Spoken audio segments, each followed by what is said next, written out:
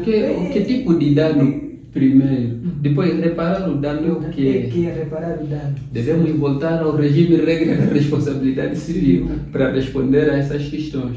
Primeiro,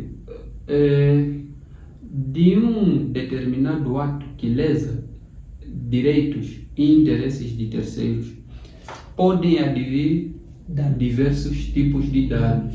E dizia eu que dano é o prejuízo efetivo, né? É o prejuízo efetivo à esfera patrimonial ou extrapatrimonial de um terceiro.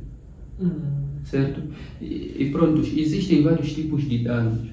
Estamos aqui a olhar, por exemplo, para os danos patrimoniais e os danos extrapatrimoniais ou danos não patrimoniais. Os danos patrimoniais, olhamos aqui para todos aqueles danos que são susceptíveis de avaliação pecuniária, aqueles que se podem converter em dinheiro. Os danos, aquele prejuízo que é possível valorar em dinheiro. Um exemplo, doutor. Existem dois tipos de dano patrimonial. Tem os danos emergentes e os lucros cessantes.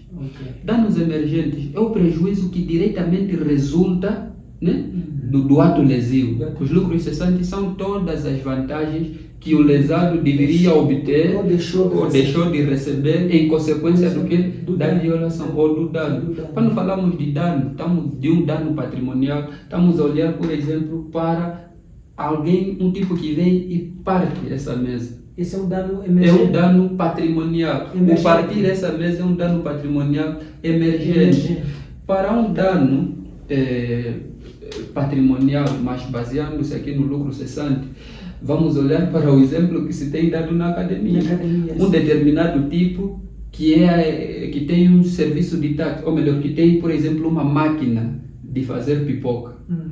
E alguém destrói aquela máquina, mas estava comprovado que ele com aquela máquina fazia 20 mil kwanzas por dia. E em função da danificação que ocorreu sobre a máquina, ele ficou 5 dias sem receber os 20 mil kwanzas, ou sem conseguir fazer os 20 mil kwanzas diários. Perdão, a questão que se coloca é: estamos em presença de que tipo de dano? E aqui devemos olhar para o lucro cessante, que são as vantagens que ele deixou de ter, deixou de receber em consequência de quê? Da violação. Isso está previsto nos termos do artigo 564 do Código Civil. Depois tem a questão dos danos não patrimoniais, os danos extrapatrimoniais. Estamos a olhar aqui para sofrimento, estamos a olhar aqui para dor, estamos a olhar aqui para a quebra de prestígio, por exemplo. Estamos a olhar aqui para a ofensa ao bom nome. Estamos a olhar para isso. E a questão que se coloca é: esses danos são reparados de que maneira? A doutrina de partes. Algum setor da doutrina entende que eles devem ser indemnizáveis. E isto porque não são suscetíveis de serem avaliados. Não são suscetíveis de ser avaliados em dinheiro. Não sendo esses suscetíveis de avaliação em dinheiro, será que devem ser indemnizados? A doutrina entende que indemnizar esses danos seria como pagar pelo sofrimento. E o sofrimento não tem valor. Então não deveria aqui se olhar para a aplicação rigorosa do termo indemnização, mas era considerar tão somente a compensação. Eles são compensáveis. E a própria lei traz já uma explicação disso nos termos do 496 do Código Civil. Mas hoje em dia, por exemplo, o dinheiro que vai resultar da compensação desses danos pode proporcionar algumas vantagens que de certa forma vão deixar satisfeitos. Só que chamamos aqui a atenção de que este dinheiro não deve ser entendido como o pagamento pelo sofrimento. Não é dessa perspectiva. É uma compensação. Certo. Assim falamos dos tipos de danos. Depois a questão que se coloca é: agora, como é que nós vamos reparar o dano? Existem duas formas para se reparar o dano: a reintegração in natura, a restauração ou reconstituição natural, certo? Depois, aqui o exemplo típico que a doutrina apresenta é a execução específica. Mas vamos perceber isso numa linguagem mais simples. Essa hora tem ali um internauta, que está a se morder a se perguntar.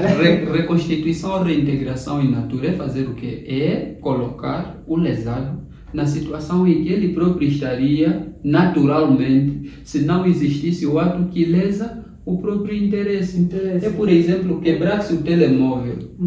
quid iuris, o que é que vai se fazer para existir? É colocar o telemóvel numa situação em que o telemóvel estaria se não acontecesse o quê? O ato que faz com que o telemóvel se quebre.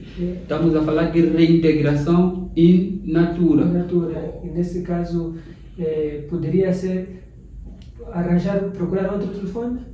Ou reparar mesmo o telefone. Reparar mesmo o telemóvel. Por exemplo, se o visor do telemóvel estragou, levar para um técnico que repare o visor do telemóvel e o telemóvel volta a funcionar normalmente. Estaríamos dentro da reconstituição ou restauração natural da própria coisa. Certo. Depois, existe uma outra forma também de reparar o dano, que é a famosa reintegração equivalente, reintegração por equivalência. E essa aqui envolve duas submodalidades. Fala-se aqui da indemnização natural, prevista nos termos do artigo 563 do Código Civil, e a famosa reindemnização em dinheiro, prevista nos termos do artigo 566 do Código Civil. A questão que se coloca é: qual dessas formas de reparação do dano constitui a regra? A doutrina entende que, em via de regra, deve-se dar primazia à reintegração ou restauração ou ainda reconstituição natural. Em palavras miúdas, estaríamos a dizer que deve-se dar preferência em reparar o bem, reconstituir o bem. Se não puder reconstituir o bem, vai para a indemnização. Certo. Então, reparar o dano é isso. Reparar o dano é nada mais, nada menos do que excluir o prejuízo que afeta o direito ou a coisa de outrem. No caso, em consequência de quê? De um ato lesivo de interesses. Ou desse respectivo direito. Perdão. Ok.